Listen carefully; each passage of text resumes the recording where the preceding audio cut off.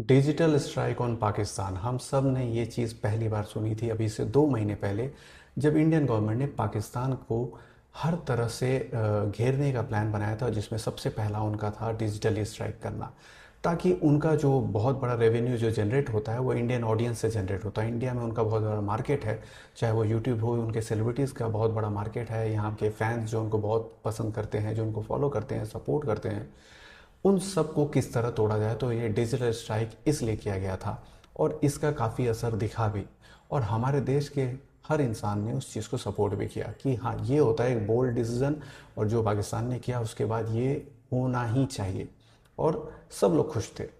पर क्या वो बैन हट गया है?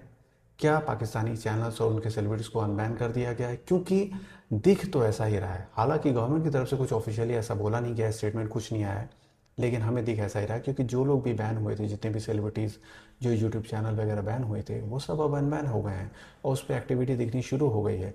लेकिन सवाल उठता है कि ये यू टर्न क्यों लिया गया, ये बैन टेम्परेरी क्यों रह गया, ये परमानेंट क्यों नहीं हो सका? ये तो वही बात हो गई कि हम इंडिया पाकिस्तान के साथ मैच नहीं खेलेंगे, नहीं खेलेंगे, खेलेंगे, लेकिन फिर हम खेलते हैं। भले हम उनका टूर नहीं करें, लेकिन वो हमारा टूर कर सकते हैं।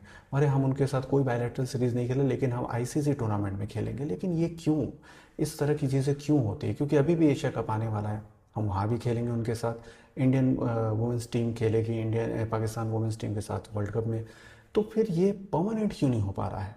और ये जो अभी डिजिटल स्ट्राइक की बात है, ये अनबैन क्यों हुआ? आप सोचो, आपने शाहिद अफरीदी जैसे इंसान को अनबैन किया। उस बंदे की पहले तो जहर उगलता था। क्या आपने उसकी इंस्टा स्टोरी चेक की अनबैन होने के बाद?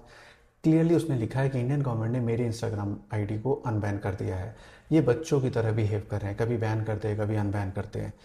पीएम नरेंद्र मोदी जी को स्पाइनलेस पीएम बताया है, और उन्होंने उनको एक नसीहत भी दी है कि अगर कश्मीर का मुद्दा ख़त्म करना है तो पाकिस्तान को कश्मीर सौंप दिया जाए, ये मुद्दा ख़त्म हो जाएगा। इमेजिन, जो इंसान इस तरह की बातें करता है, आप उसको अनबैन कर रहे हो। वो कभी ना सुधरे थे, ना कभी सुधरेंगे। ये बैन परमानेंट ही होना चाहिए था। और मेरे से पर्सनली पूछो तो मुझे लगता है ये डिसीजन गलत है, अगर उसे अनबैन किया गया उन लोगों को। ये बैन परमानेंट होना चाहिए था। हालांकि हर किसी के अपने अपने ओपिनियन होंगे, शायद बहुत लोग बोल रहे होंगे नहीं भाई सही है, लेकिन मुझे नहीं लगता अगर कोई चीज़ की गई है तो वो परमानेंट ही होनी चाहिए। स्पेशली अगर वो पाकिस्तान है तो उनके साथ किसी तरह का कोई रिलेशन नहीं रखना चाहिए, चाहे वो क्रिकेट हो, चाहे वो कमर्शियली किसी भी प्लेटफॉर्म पे हो, चाहे वो डिजिटली हो या बॉलीवुड हो, या किसी भी तरह से उनसे कोई टाई अप नहीं होना चाहिए। तो मुझे लगता है ये अनबैन जो हुआ है ये वापस से बैन होना चाहिए और परमानेंट होना चाहिए, वंस फॉर ऑल।